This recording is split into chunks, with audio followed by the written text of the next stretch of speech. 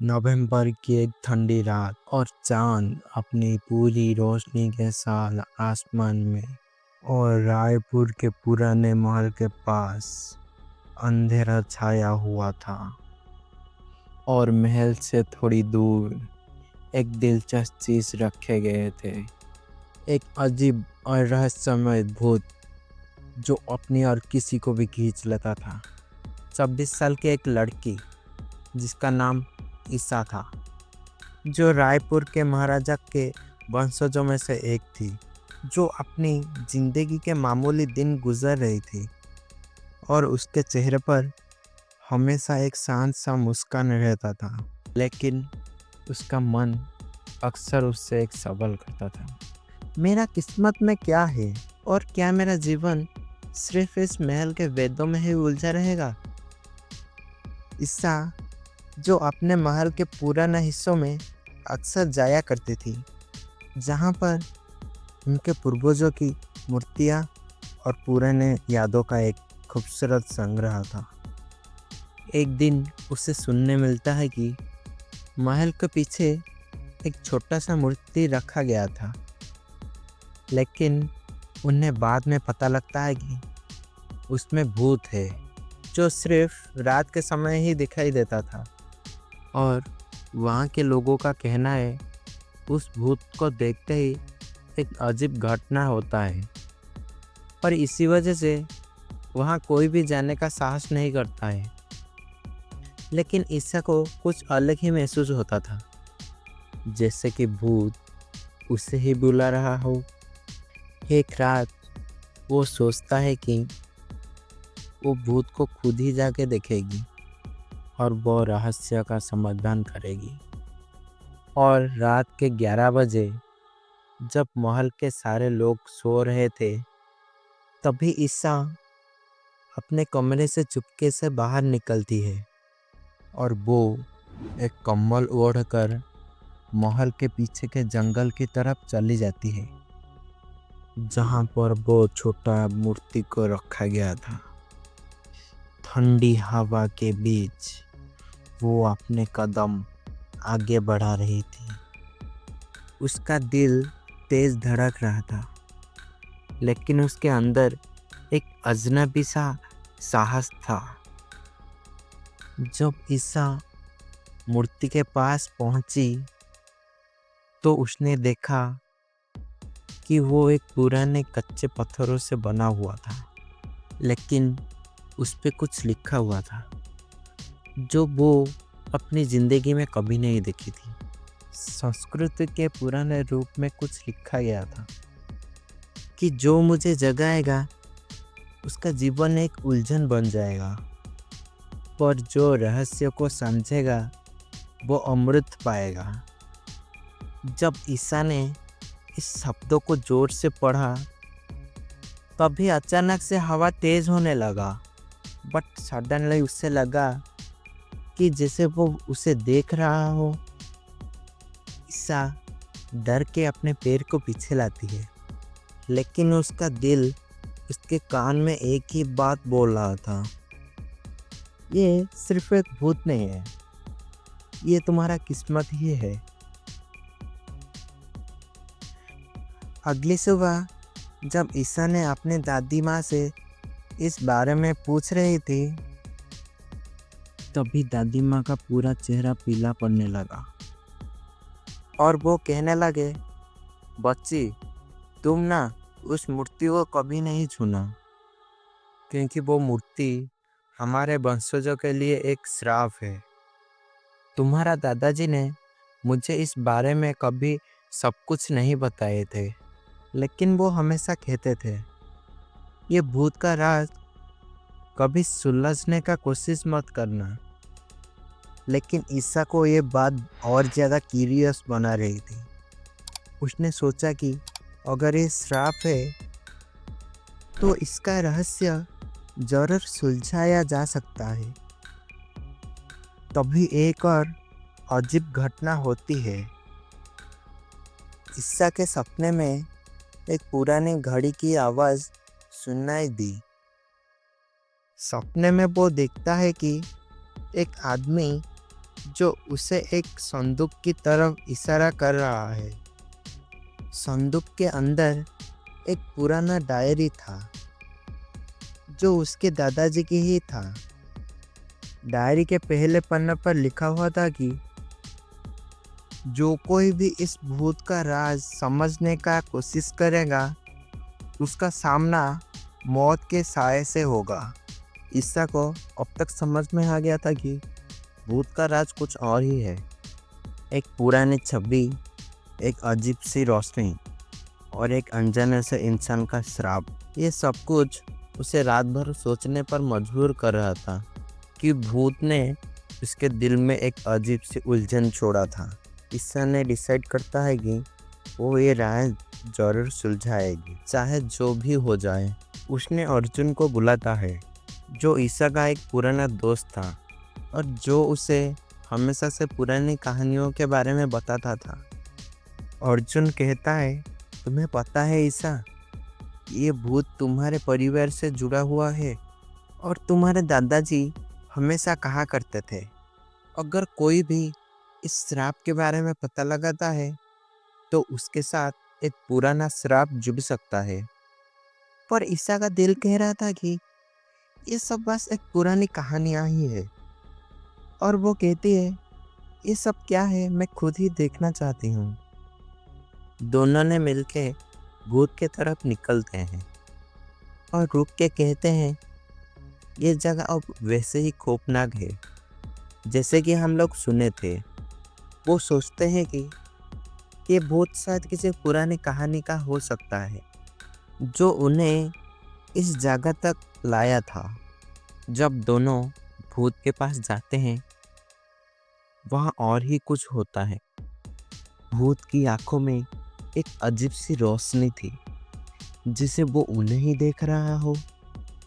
ईसा और अर्जुन ने दोनों सोचते हैं कि अब हमें किसी और तरीके से इस राज तक पहुंचना होगा।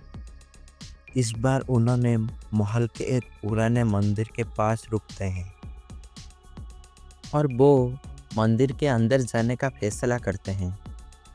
मंदिर के अंदर जाते ही उन्हें एक पुराना शिलाखंड मिलता है। उसमें कुछ अजीब सा लिखा हुआ था कि जब तुम अपने पूर्वजों के राज को समझोगे तब तुम्हें अपने जीवन का असली रास्ता मिल जाएगा। अर्जुन कहता है, ये सिर्फ एक प्राचीन पहेली नहीं हो सकता, ये एक रास्ता है जो तुम्हारे दादाजी ने इस सब को छुपाने की कोशिश कर रहे थे, लेकिन ये राज कभी नहीं छुप सकता। मंदिर के अंदर जैसे जैसे उन्होंने अपने खोज को बढ़ाया, उन्हें एक पुरानी तस्वीर मिलता है जो एक राजा का था और इसका चेहरा भूत के चेहरे से काफी मिलता जुलता था। यह सब देख के ईसा को लगता है कि अब हमें कुछ ज्यादा समझने को मिलेगा और उसका दिल उससे जैसे कह रहा है कि ये भूत उसके किस्मत से जुड़ा हुआ है। उसने अपने दादाजी से सुना हुआ था कि उनका परिवार को एक पुराना दौलत मिला हुआ था जो किसी भी वक्त उनके हाथों से छूट जाता था। पर जब ईसा ने सोचा तो उसे लगा ये भूत किसी खोज का हिस्सा हो सकता है जिसमें ना सिर्फ पुरानी दौलत बल्कि पुरानी शांति भी छुपी हुई हो सकती है। एक रात जब ईसा ने भूत के पास जाकर देखता है तो वो अपने आप को पूरी तरह कनेक्टेड महसूस कर रही थी, जिससे वो भूत उसे कुछ कहना चाहता हो या कुछ समझाना चाहता हो। ईसा और अर्जुन ने दोनों सोचे कि उन्हें इस भूत का असली राज समझना होगा।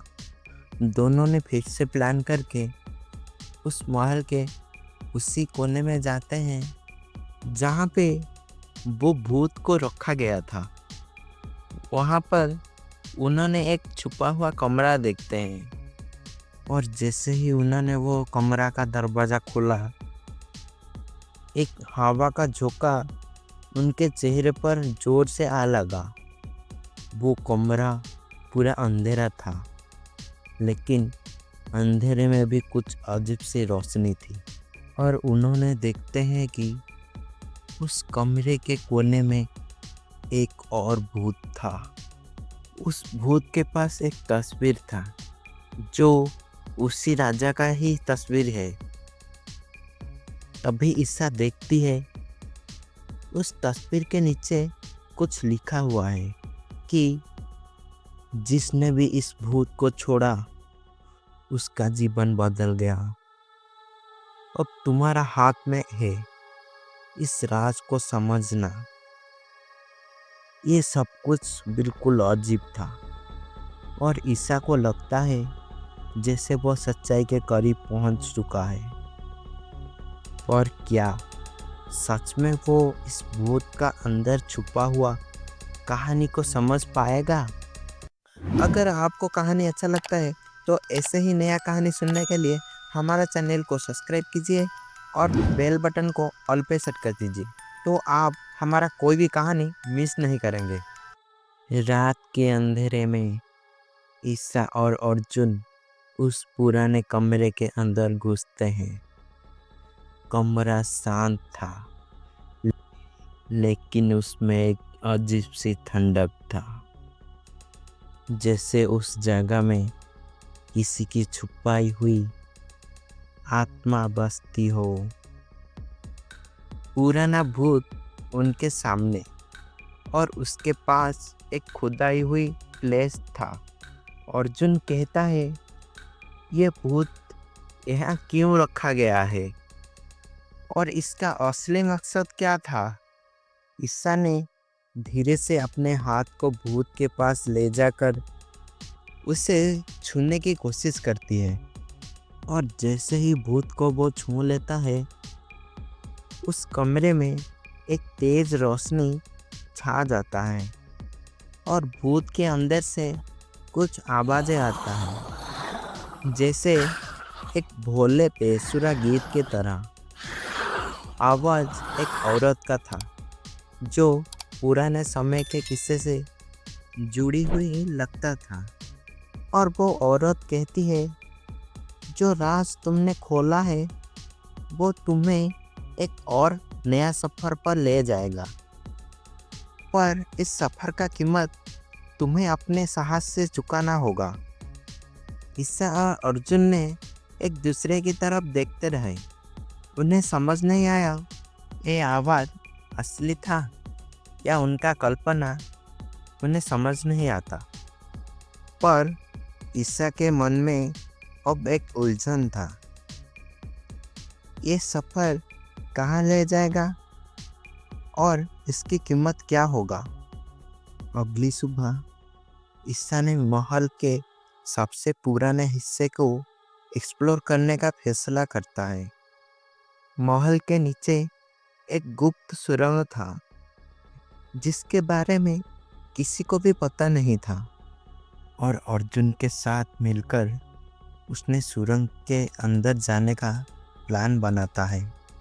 सुरंग का रास्ता पत्थरों और मिट्टी से भरा हुआ था, और अंदर जाने के बाद उन्होंने देखा एक पुराने दीवारों पर एक तस्वीर था जो पहले ही वो भूत के पास देखे हुए थे, उस राजा की तस्वीर। और उसके नीचे लिखा हुआ था कि जो भी इस दरवाजे को खोलेगा वो इतिहास समझ लेगा, पर याद रखना, कुछ राज शांति लाता है तो कुछ तबाही। ईसा ने बिना कुछ सोचे दरवाजे को खोल दिया और उसके अंदर एक और कमरा था जो सदियों से बंद पड़ा था। कमरे के बीच में एक पुराना संदूक रखा गया था और अर्जुन उस संदूक को खोलने की कोशिश करता है, लेकिन वो खुलता नहीं है। ईसा ने संदूक के पास एक छोटी सी माला देखती है और वो माला उनके परिवार का लग रहा था। जैसे ही वो माला को उठाती है, संदूक अपने आप खुल जाता है। उसके अंदर से उन्हें एक पुराना पेपर मिलता है जिसमें उनके दादाजी ने लिखा हुआ था कि ईसा अगर तुम यहाँ तक पहुँच गए हो, इसका मतलब है कि तुमने भूत का श्राप को तोड़ दिया है।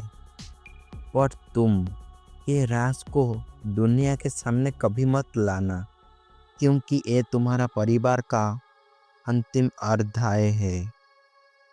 ईसा का हाथ कांप रहा था। उसने सोचा कि ये श्राप क्या था और क्यों इस दुनिया के सामने नहीं लाना चाहिए। ईसा को समझ आया कि भूत सिर्फ एक श्रापित मूर्ति नहीं था, ये उसके परिवार का एक संदेश था जो एक पुराना रात को छुपाने के लिए रखा गया था। पर इस भूत के श्राप का असर तभी होता है जब कोई इसे गलत इरादों से छूने की कोशिश करता है। भूत के नीचे एक और लिखा हुआ था कि भूत का सच सिर्फ वही समझ सकता है जो अपनी आत्मा का शुद्धि करे। धन और साम्राज्य इसके पीछे है, और शांति तभी मिलेगी जब तुम इसे अपना दिल से अपनाना सीखोगे। ईसा ने अपने अंदर एक अजीब सी शांति महसूस करती है, और अर्जुन कहता है, तुम्हें अब ये फैसला लेना होगा। ईसा, क्या तुम इस राज को दुनिया के सामने लाना चाहोगे, या फिर इसे वहीं पे छोड़ दोगे जहाँ पे ये पहले था। ईसा ने फैसला करता है कि वो इस भूत को वहीं रखेगी जहाँ पे ये पहले था। उसने समझ लिया था कि कुछ राज दुनिया के सामने लाना जरूरी नहीं होता, लेकिन जैसे ही वो भूत के पास आखिरी बार जाती है, वो देखता है कि भूत के आंखों में एक नया चमक था। महल के लोग अभी भी भूत को श्रापित मानते हैं, लेकिन ईसा के लिए वो एक नया शुरुआत था। उसने अपने जिंदगी को नए अंदाजे से जीना शुरू करता है, और भूत का श्राप उसके साथ हमेशा एक अनजान कहानी बन के रहा। ईसा ने अपनी कहानी को एक राज बनाए रखा, और ये राज एक दिन अपने आप दुनिया के सामने आएगा।